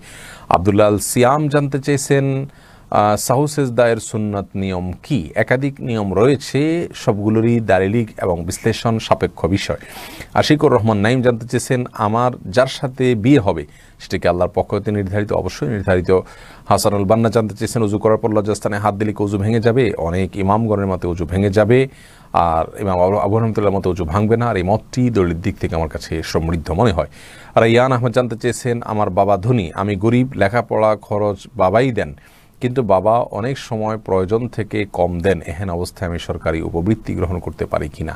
হ্যাঁ, অবশ্যই গ্রহণ করতে পারবেন। আমজাদ হোসেন জানতে চেয়েছেন পর্দা মেনে হাসপাতালে মেয়েদের চাকরি করা কি জায়েজ আছে? হ্যাঁ, পর্দা যদি সম্পূর্ণ মানতে পারেন এবং ফিতনার থেকে আপনি মুক্ত থাকতে পারেন তাহলে জায়েজ আছে। কিন্তু আপনি নার্সিংয়ে যদি কাজ করে থাকেন, নার্স হিসাবে নিয়োগ পেয়ে থাকেন, সেখানে পরিপূর্ণ পর্দা কীভাবে মানবেন আপনি? সম্ভবপর হয় না। যে ড্রেস দেওয়া হবে সেই ড্রেস পর্দার সমস্ত কোডগুলোকে মেনে করা হয় না, যার কারণে এটা জটিল। আর যদি অন্য কোনো পদে আপনি কাজ করেন সেখানে পর্দা মেনে আপনি করার কোনো সুযোগ থাকে তাহলে অবশ্যই করা যেতে পারে, তবে একান্ত প্রয়োজন না হলে বাহিরে এ ধরনের কাজের জন্য বের হওয়া উচিত নয়। নাজিল খান জানতে চেয়েছেন নামাজি সন্তান কি বেনামাজি বাবার সম্পত্তির অংশ নিতে পারবে? হ্যাঁ, পারবে, যেহেতু নামাজি ব্যক্তিকে আমরা কাফের মনে করি না। অচেনা বালক জানতে চেয়েছেন ব্যাংক লোন নিয়ে বাড়ি করলে কি সেটা গুনাহে জারিয়া হবে? না, গুনাহে জারিয়া হবে না, কিন্তু গুনাহ হবে অবশ্যই সুদভিত্তিক লোন যদি নেওয়া হয়। মোহাম্মদ জাহিদ হাসান জানতে চেয়েছেন ঈশার নামাজ অর্ধরাত পর্যন্ত দেরি করে পড়া যাবে? জি, অর্ধরাত পর্যন্ত, অর্থাৎ সূর্য অস্তমিত হওয়া থেকে নিয়ে ফজরের ওয়াক্ত হওয়া পর্যন্ত যত ঘন্টা যত মিনিট হয় তার মাঝামাঝি সময় পর্যন্ত এশা নামাজ পড়া যাবে। তারপরে পড়লেও আদায় হয়ে যাবে ফজরের ওয়াক্ত হওয়ার আগ পর্যন্ত, কিন্তু এরপরে পড়াটা মাকরুহ বলেছেন অনেক উলামায়ে কেরাম। এরপরে শাহনাজ হাফিজ জানতে চেয়েছেন কারো নামের আগে কি এমডি ব্যবহার করা যাবে, এর পক্ষে দলিল আছে কিনা। এটা কোনো দালিলিক বিষয় না, কোনো দেশে কোথাও কারোর নামের আগে এমডি বা মোহাম্মদ লাগাইতে বলা হয়নি। এটা আমাদের সমাজের একটা প্রচলন, যদি এটাকে কেউ শরীয়তের কোনো নির্দেশ মনে না করে এমনিতে মোহাম্মদ লাগায় আমাদের সমাজের প্রচলন হিসাবে, অসুবিধা নেই। প্রিন্স উদয় জানতে চেয়েছেন নটরডেম কলেজের লোগোতে ক্রুশ চিহ্ন ব্যবহার করা হয়েছে যা খ্রিস্টানদের ধর্মীয় প্রতীক। একজন মুসলিম হিসাবে প্রতীক সংযুক্ত পোশাক পরিধান করা কি জায়েজ হবে? জটিল প্রশ্ন করেছেন ভাই প্রিন্স। এই ধরনের পোশাক পরা যেখানে এই লোগো রয়েছে, সেখানে এই ক্রুশের চিহ্ন রয়েছে, সেটা পরিধান করাকে আমরা সরাসরি হারাম বলবো না।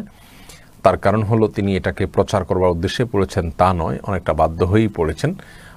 যদি এটাকে অ্যাভয়েড করতে পারেন সেটা করা তার জন্য উচিত হবে।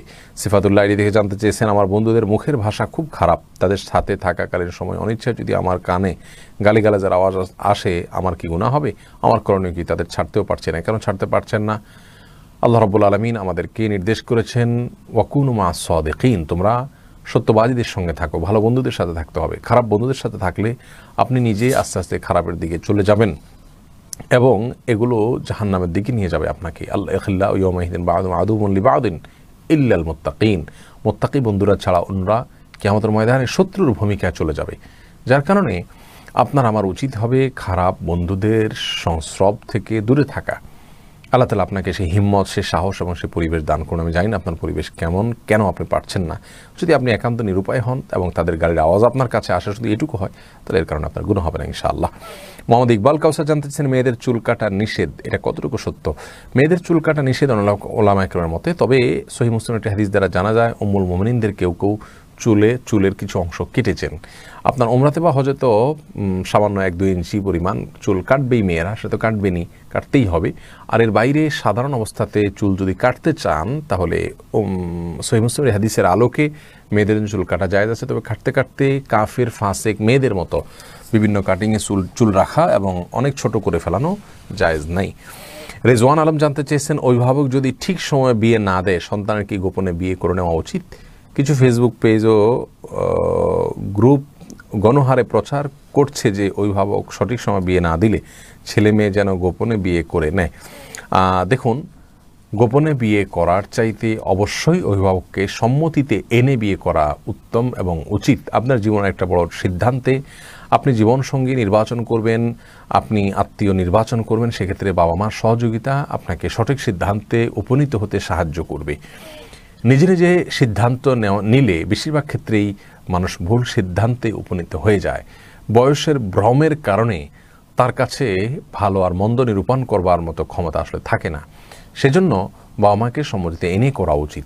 তারা যদি একান্ত জুলুম করেন এবং গ্রহণযোগ্য বয়সও চলে যায় এবং আপনি নিশ্চিত গুনাহে লিপ্ত হয়ে যাবেন, এরকম পরিবেশ তৈরি হয়, কিন্তু তারা কোনোভাবেই সেটার পাত্তা দিচ্ছেন না এবং দিনের কোনো বালাই গরজও তাদের মধ্যে নাই, তাহলে সেক্ষেত্রে করা যেতে পারে। ঢালাওভাবে এরকম প্রচার করা উচিত নয়।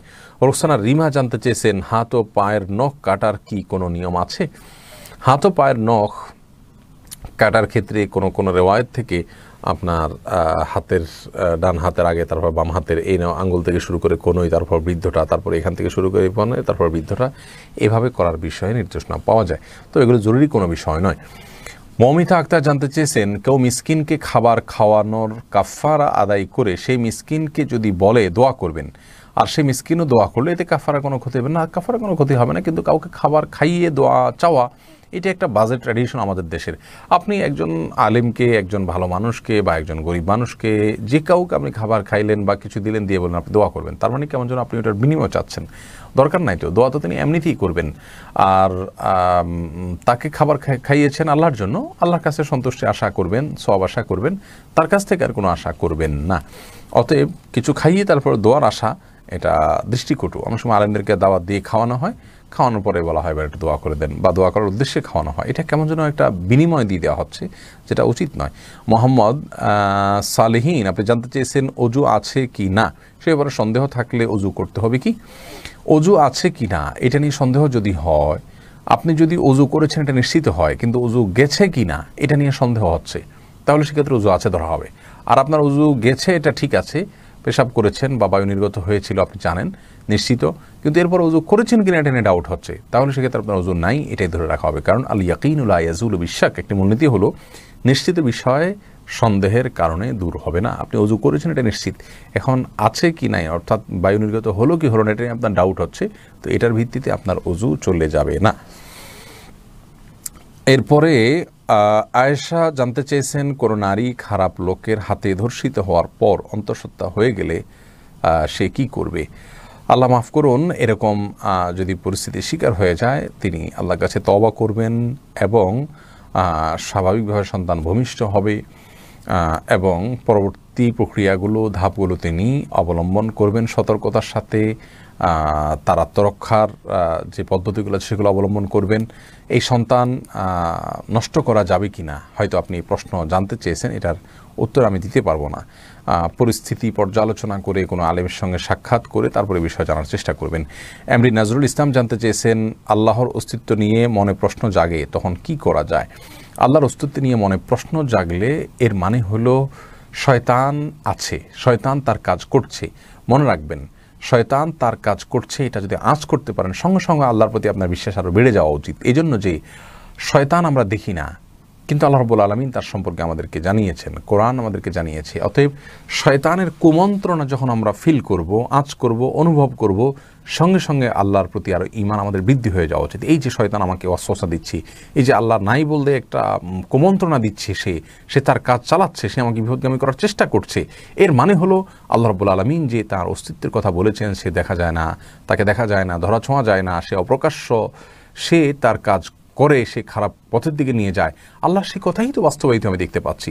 এই কথা মনে করলে আপনার সঙ্গে সঙ্গে আল্লাহর প্রতি আরও ঈমান বাড়বে ইনশাআল্লাহ বিদিনিল্লাহ। এর পাশাপাশি বাম দিকে 3 বার থুতু ফেলবেন এবং আমানতু বিল্লাহি ওয়া রাসূলিহি পড়বেন। ইনশাআল্লাহ বিদিনিল্লাহ শয়তানের কুমন্ত্রণা থেকে আল্লাহ তাআলা আপনাকে হেফাজত করবেন। আল্লাহ আমাদের সবাইকে রক্ষা করুন। মন রাইস এই আইডি থেকে আপনি জানতে চেয়েছেন, শুক্রবারের সকাল থেকে জুমার সালাতের আগে পর্যন্ত 12 রাকাত নফল সালাত আদায় সম্পর্কিত হাদিস অনুগ্রহ করে জানাবেন। আমার জানা নেই এরকম কোনো হাদিস আছে বলে।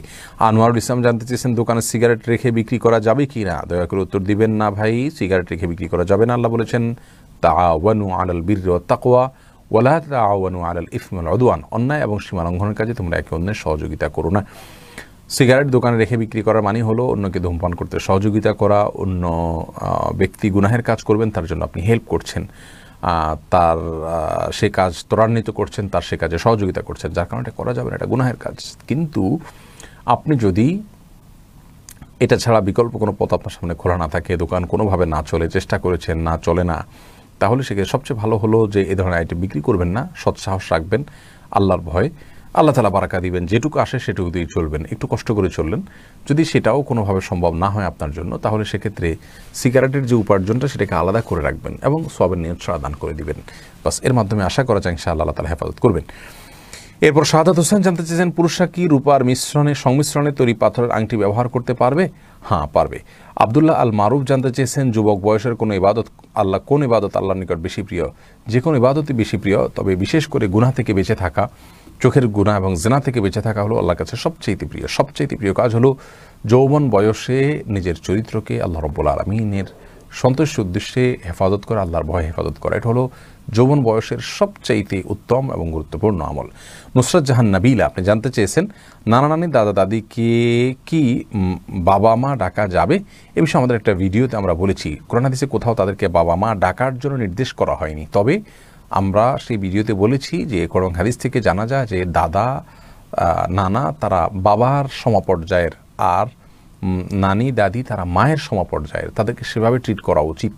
তবে তাদেরকে এই নামে ডাকার কথা বলা হয়নি। দাদাকে জাদ্দুন, আরবিতে বাংলায় তার অর্থ দাদা, আর দাদিকে দাদি, নানাকে নানা, নানি, এই জাতীয় শব্দগুলো দ্বারা ডাকাটাই বরং শরীয়তের বা কোরআন হাদিসের বিভিন্ন নির্দেশনা থেকে, বিভিন্ন ব্যবহার থেকে আমরা জানতে পারি। যার কারণে কেউ যদি বাবা ডাকেন, মা ডাকেন, সরাসরি কোনো গুনাহ হবে না। কোরআনে বরং আবা এবং বাবা মা বলে আখ্যায়িত করা হয়েছে তাদেরকে। কিন্তু এভাবে তাদেরকে ডাকাটা ট্র্যাডিশন করা, সিস্টেম বানানো, অভ্যাস বানানোর কোনো নির্দেশ কোন হাদিসে নাই। আহমেদ জুবায়ের জানতে চেয়েছেন, মেয়েদের সৌন্দর্য বৃদ্ধির লক্ষ্যে চোখে লেন্স ব্যবহার করা জায়েজ কি না? লেন্স ব্যবহার করলে আমরা জানি সেটা অসুস্থতার জন্য করা হয়ে থাকে। চোখের আপনার দৃষ্টিশক্তি যখন কমে যায়, চশমার বিপরীত হিসেবে ব্যবহার করা হয়ে থাকে। সৌন্দর্যের জন্য লেন্স ব্যবহার করা হয় কিনা আমি জানি না। যদি হয়ে থাকে তার ধরন কি সে সম্পর্কে আমাকে জানতে হবে, তারপরে মন্তব্য করতে পারবো ইনশাআল্লাহ। অনিরুদ্ধ রেজা অরূপ ভাই আপনি জানতে চেয়েছেন, অন্য ধর্মাবলম্বী ভাড়াটিয়া যদি মূর্তি পূজা করে তার দায়ভার কি বাড়ি মালিকের উপর বর্তাবে? না, তার দায়ভার বাড়ি মালিকের উপর বর্তাবে না ইনশাআল্লাহ। কারণ বাড়ি ভাড়া দিলেন তাকে বসবাস করবার জন্য, তিনি তার ধর্ম পালন করতে গিয়ে তিনি অন্যায় করছেন, গুনাহ করছেন, আপনি তাকে সেই গুনাতে প্রত্যক্ষভাবে সহযোগিতা করেছেন বলে ধরা হবে না। তবে যদি এটা নিশ্চিত হয় তাহলে সেক্ষেত্রে আপনি শুরুতেই ভাড়া দেওয়ার ক্ষেত্রে অ্যাভয়েড করতে পারলে ভালো। যদি সে বাড়িতে মূর্তি রেখে পুজো করবে এরকম আশঙ্কা থাকে বা প্রবল সম্ভাবনা থাকে, তার ভিত্তিতে আপনি যদি ভাড়া না দেন সেটা হবে উত্তম। কিন্তু ভাড়া দিলেন, এরপর সে সেটা করলো, তার দায় তাকে বহন করতে হবে। এটা প্রত্যক্ষ আপনার সহায়তা হবে না, পরোক্ষ সহযোগিতা হবে, কিন্তু পরোক্ষ সহযোগিতার জন্য গুনাহ হবে না ইনশাআল্লাহ। নুসরত হারুন হীরা আপনি জানতে চেয়েছেন, জাকাতের টাকা অগ্রিম দেওয়া যাবে কিনা? জি, জাকাতের টাকা অগ্রিম দেওয়া যায়, পরেও দেওয়া যায়। যার কারণে আপনি যে কয় টাকা দিচ্ছেন সেটা কাউন্ট করে রাখবেন, দেওয়ার সময় জাকাতের নিয়তে দিবেন, পরবর্তীতে জাকাতের হিসাব যখন করবেন তার সঙ্গে অ্যাডজাস্ট করবেন যে কত দেওয়া হলো আগে। শামিদ শাফিক আপনি জানতে চেয়েছেন, আমি দুবাইতে কোম্পানির বানানো খাবার খাই, কোম্পানি বিধর্মী, খানা হালাল হবে কিনা? খাবারটা আপনাকে যে দিচ্ছে তিনি ধর্মী বিধর্মী এটা দেখার বিষয় না, বিষয়টা হলো খাবারটা হালাল কিনা। আপনার যে পশুর দিচ্ছে সেটা জবাই করছেন কে? যদি কোনো হিন্দু জবাই করে খাওয়া যাবে না, কোনো ইহুদি খ্রিস্টান জবাই করলে, কোনো মুসলিম জবাই করলে, বিসমিল্লাহ বলে জবাই করলে খাওয়া যাবে। যদি যে খাবারটা পরিবেশন করছে সেটা যদি কোনো হারাম পশুর গোশত না হয় তাহলে খাওয়া যাবে। অর্থাৎ খাবারটা যদি হালাল থাকে তাহলে বিধর্মী কোম্পানি দিলেও খেতে কোনো অসুবিধা নেই। ওয়াহিদুল ইসলাম জানতে চেয়েছেন, আমার শাশুড়ি একজন পীরের কাছে মুরিদ, তার পীরকে বা বাবা মুর্শেদ কেবলা ডাকে, সে সকাল সন্ধ্যা 1 ঘন্টার মতো জিকির করে জোরে আওয়াজ করে মাথা শরীরকে ঝাঁকিয়ে, এটা কতটুকু সুন্নাত পন্থা? না, এটা সুন্নাহ পন্থা নয়। জিকির স্বাভাবিক অবস্থা করতে হবে, মাথা ঝাঁকাতে হবে, শরীর ঝাঁকাতে হবে, কোনো নির্দেশনা জিকিরের ক্ষেত্রে কোনো হাদিসের কোনো জায়গা থেকে পাওয়া যায় না। জিকির একটা ইবাদতের পদ্ধতি নিতে হবে রাসূল করিম সাল্লাল্লাহু আলাইহি ওয়াসাল্লাম থেকে, অন্য কোনো ব্যক্তির কাছ থেকে নয়। আব্দুল্লাহ আহাদ জানতে চেয়েছেন, সিগারেট খেলে কি 40 দিন ইবাদত কবুল হবে না? না, সিগারেটের ক্ষেত্রে নয়, আপনার নেশার ক্ষেত্রে, মাদকের ক্ষেত্রে এরকম কথা বলা হয়েছে হাদিসে। আশরাফুদ্দিন মিজান আপনি জানতে চেয়েছেন, হারাম উপার্জন করলে কি কোনো পাপের তওবা কবুল হয় না? না, এরকম কোনো কথা নেই যে হারাম উপার্জন করলে তওবা কবুল হয় না, তবে হারাম উপার্জন করলে দোয়া কবুল হয় না, এরকম বিভিন্ন বর্ণনা থেকে জানা যায়। এমনি রুবেল রানা জানতে চেয়েছেন, 10 ঘন্টার কাজ যদি আমি 8 ঘন্টায় করে বসে থাকি তাহলে কি হালাল হবে? আপনার সাথে যদি ঘন্টার চুক্তি হয় তাহলে হালাল হবে, যদি ঘন্টার চুক্তি না হয়, অর্থাৎ আপনার সাথে যদি কাজের চুক্তি হয় যে কাজটা তুমি শেষ করবা যতক্ষণে পারো, তাহলে সেক্ষেত্রে আপনি কাজ শেষ করে বসে থাকতে পারেন। আবার যদি আপনার সাথে ঘন্টার চুক্তি থাকে যে 10 ঘন্টা ডিউটি করতে হবে, তাহলে আপনি 8 ঘন্টায় শেষ করে বসে থাকতে পারবেন না, বরং আপনি কর্তৃপক্ষকে জানাতে হবে যে কাজ শেষ, এরপরে ওরা অন্য কোনো কাজ দিলে সেটি আপনি করবেন। আর যদি বলা হয় যে আজকে সারাদিনে শুধু এই কাজ করবো, তুমি আর কোনো কাজ নাই, তাহলে সেক্ষেত্রে আপনি 8 ঘন্টা শেষ করে ফেললে বাকি 2 ঘন্টা আপনি বসে থাকতে পারবেন। জামিল আক্তার জানতে চেয়েছেন, বিবাহিত মেয়েরা স্বামীকে সাপোর্ট করার উদ্দেশ্যে সম্পূর্ণ পর্দা মেনে চাকরি করা যাবে কি না মেডিকেল সেক্টরে? যদি সম্পূর্ণ পর্দা মেনটেন করে যদি চাকরি করতে পারেন তাহলে করতে পারবেন, কিন্তু এটা কঠিন এবং জটিল, দায়িত্ব আপনাকে নিতে হবে। তাহসিন মাহিয়া আপনি জানতে চেয়েছেন, মিলাদ পড়া কি বিদআত? হ্যাঁ, প্রচলিত অর্থে প্রচলিত পদ্ধতিতে আমাদের দেশে যে মিলাদ পড়া হয়ে থাকে এটি রাসূল করিম সাল্লাল্লাহু আলাইহি ওয়াসাল্লাম কোনো সুন্নাহ পদ্ধতি নয়। মনে রাখবেন, দুরুদ এটি একটি ইবাদত, আর দুরুদ পাঠ করার জন্য যে পদ্ধতি কোন হাদিসে বর্ণিত রয়েছে সেটি আমাদেরকে ফলো করতে হবে, মন গড়া কোনো পদ্ধতি নয়, সেজন্য সে অর্থে এটি বিদআত হবে। আব্দুল হান্নান জীবন জানতে চেয়েছেন, আমি টিউশনি করি কিন্তু আমার স্টুডেন্ট মুসলিম নয়, আমি তাদের বাসায় খাবার খাই, এটা হালাল হবে কিনা? খাবার হালাল হবে। আমরা একটু আগেই বলেছি, যার কাছ থেকে খাবারটি খাচ্ছেন তিনি মুসলিম কি অমুসলিম সেটি দেখার বিষয় না, দেখার বিষয় হলো যে খাবারটা হালাল কি হারাম। খাবারটা যদি হালাল হয় তাহলে সেক্ষেত্রে কথা ফ্রুটস দিলেন বা গোশত দিলেন যেটা ইসলামিক পদ্ধতিতে জবাই করা, বা মাছ দিলেন বা অন্য কোনো খাবার দিলেন, খেতে পারেন, কোনো অসুবিধা নেই। এমনি আব্দুর রহমান জানতে চেয়েছেন, দোকান ভাড়া নেওয়ার সময় অ্যাডভান্স দেওয়া যাবে কিনা? অ্যাডভান্স দেওয়া যাবে, কিন্তু জটিল হলো অ্যাডভান্সের টাকা দোকান মালিক যিনি তিনি সেটাকে ভোগ করতে পারবেন না, এই জন্য যে এটা হয় বন্ধক হিসাবে দেওয়া হয়েছে বা আমানত হিসাবে দেওয়া হয়েছে, জামানত হিসাবে দেওয়া হয়। আর যদি এটাকে ধার হিসাবে দিয়ে দেওয়া হয় তাহলে সেটা তিনি ভোগ করতে পারেন, অথবা সেখান থেকে ভাড়া কেটে নেওয়া হয় যে আপনাকে অ্যাডভান্স দিলাম, এখান থেকে কিছু টাকা কেটে রাখবেন এত % করে, তাহলে সেটাও জায়েজ হতে পারে। এটা একটু জটিল মাসআলা আসলে। ভাড়াটিয়ারা অ্যাডভান্সের টাকা যেটা দিয়ে থাকেন সেটা কোন হিসাবে দিয়ে থাকেন? জামানত হিসাবে দিলে সেটা আমানতের টাকা খরচ করা যায় না, কিন্তু আমরা সবাই খরচ করছি, এই জন্য এটার ফরম্যাটটা চেঞ্জ করা উচিত যে আপনাকে ধার দিচ্ছি অথবা ভাড়ার অগ্রিম দিচ্ছি, সেখান থেকে প্রতি মাসে 5% বা 2% বা 1% কিছু একটা পার্সেন্টেজ আমার ভাড়া থেকে কাটা যাবে, আর বাকিগুলো আমি ছেড়ে দিলে তখন থাকলে বাকি টাকা আমি ফেরত নেব। তো এরকম যদি হয় তাহলে সেক্ষেত্রে ব্যবহার করা যায় হবে ইনশাআল্লাহ। এরপরে রিফাত খান জানতে চেয়েছেন, ঠোঁটের নিচে দাড়ি কাটা যায় কি না?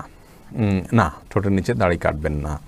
সাদরুল আলম জানতে চেয়েছেন, মুয়াজ্জিন যখন নামাজের জন্য একামত দেন হাইয়া আলাস সালাহ বলার সাথে সাথে নাকি দাঁড়ানো সুন্নত? এই কথাটাই কোরআন সুন্নাহর আলোকে জানতে চাই। না, দাঁড়ানো সুন্নত, দাঁড়াইতেই হবে। হাইয়া আলাস সালাহ বলার সঙ্গে সঙ্গে ওই সময় দাঁড়াইতে হবে কোনো কথা নেই, অনেকে বসে থাকেন, ওই সময় শুধু দাঁড়াবেন এ আশায়। আফসানা ফেরদাউস ইরা আপনি জানতে চেয়েছেন, আত্মহত্যা করা ব্যক্তির বয়স 13, তার নামে দান সদকা করলে কি তার সওয়াব হবে? জি অবশ্যই ইনশাআল্লাহ, তার পক্ষ থেকে দান সদকা করা যেতে পারে, তার জন্য দোয়া করা যেতে পারে, কোনো অসুবিধা নেই। নোরা খন্দকার জানতে চেয়েছেন, খালাকে মা এবং খালুকে আব্বা ডাকা যাবে কি না? ভালোবেসে মহব্বত করে বলতে পারেন, কিন্তু মা এবং বাবা হিসাবে পরিচয় স্টাবলিশড করা এবং পরিচিত করা সেটা কিন্তু জায়েজ নেই, কারণ এর ফলে সমাজে আপনার বাবার যে পরিচয়, মায়ের যে পরিচয় সেটা পরিবর্তিত হয়ে যায়, যেটা কোন হাদিসের আলোকে জায়েজ নেই, বরং গুনাহের কথা। আল্লাহ রাব্বুল আলামিন বলেছেন, দুআহুম লিআবাইহিম, মানুষকে তার বাবার নামে ডাকতে বলা হয়েছে। হ্যাঁ, ভালোবেসে হঠাৎ মাঝে মধ্যে কদাচিৎ ডাকলেন, সেটি ভিন্ন বিষয়, জায়েজ হবে ইনশাআল্লাহ। হ্যাঁ, পরিচয় দেওয়ার হিসাবে না যে অন্যরা কেউ আপনাকে তাকে বাবা হিসাবে মা হিসাবে জানে, এরকম নিয়ত থেকে বা এভাবে করলে সেটা জায়েজ হবে না। এরপরে ইমা অরফি জাহারা, আপনি জানতে চেয়েছেন আমার নানি মারা গেছেন, আমি ওনার জন্য কি করতে পারি। মৃত ব্যক্তির জন্য করণীয় আমলগুলো সম্পর্কে একটি ভিডিও আমাদের ইউটিউব চ্যানেল রয়েছে, সেটা দেখে নিতে পারেন। 10-12টি করণীয় আছে, সেগুলো করতে পারেন। তার পক্ষ থেকে সবচেয়ে বড় করণীয় হলো মৌলিকভাবে তার জন্য দোয়া করবেন, তার জন্য ইস্তেগফার করবেন, আল্লাহর কাছে ক্ষমা প্রার্থনা করবেন। তার পক্ষ থেকে দান সদকা করতে পারেন, তার পক্ষ থেকে উমরা করতে পারবেন এবং হজ করতে পারবেন। এই কাজগুলো করতে পারবেন, ভিডিওটা দেখে নিতে পারেন। ওবায়দ সিটিজি, আপনি আইডি থেকে প্রশ্ন করেছেন, কবরের ভিতরে মাটির দেওয়ালে কালিমা লিখে দেওয়া কি বিদআত, অথবা কাপড়ের টুকরোয় লিখে কবরের ভিতরে দেওয়া কি বিদআত? অবশ্যই বিদআত। এরকম কোনো কথা কোরআন হাদিসে আমাদেরকে বলা হয়নি যে কালিমা লিখে সাথে দিতে হবে, দিলে তার কালিমা পড়তে সুবিধা হবে। ইসলামের নামে মন গড়া কোনো কিছু করা, এটা বিদআত। আর প্রত্যেক বেদাতই হলো গোমরাহি বা ভ্রষ্টতা, আর যার ঠিকানা হলো জাহান্নাম। যার কারণে এগুলো থেকে আমাদের বেঁচে থাকতে হবে। আল্লাহ রাব্বুল আলামিন আমাদের সবাইকে তৌফিক দান করুন। প্রিয় দর্শক, দেখতে দেখতে আমাদের নির্দিষ্ট সময় অর্থাৎ 1 ঘন্টা সময় পেরিয়ে গেছে, যার কারণে আজ আমরা আর কন্টিনিউ করতে পারছি না। সর্বশেষ আরেকটি প্রশ্নের উত্তর দিয়ে আমরা আজ শেষ করছি। আব্দুল্লাহ প্রশ্ন করেছেন, সুদখোর ব্যক্তি যদি দাওয়াত দেয় তাহলে করণীয় কি? তার যদি অন্য উপার্জন থাকে তার দাওয়াত খেতে পারেন, না খেলে ভালো। আর যদি অন্য উপার্জন না থাকে, তা শুধুমাত্র সুদই হলো তার একমাত্র উপার্জনের পথ, তাহলে সেক্ষেত্রে তার দাওয়াত খাওয়া জায়েজ নাই। এটা হলো বিশুদ্ধতম মত।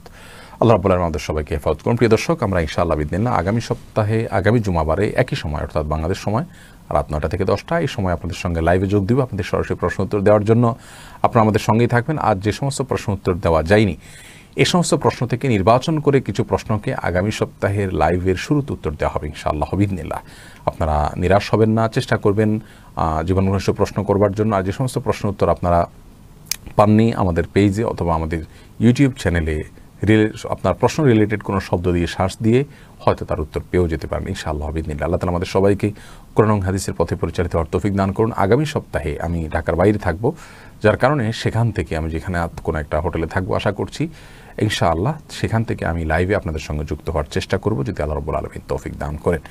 আল্লাহ তাআলা আমাদের সবাইকে ভালো রাখুন, সে পর্যন্ত সুস্থ রাখুন, করোনা ভাইরাস থেকে হেফাজতে রাখুন, সব ধরনের বিপদ আপদ থেকে হেফাজতে রাখুন। বন্য কবলিত মানুষগুলোর কষ্টকে আল্লাহ তাআলা দূর করে দিন, আমাদেরকে তাদের পাশে দাঁড়াবার তৌফিক দান করুন। আসসালামু আলাইকুম ওয়া রাহমাতুল্লাহি।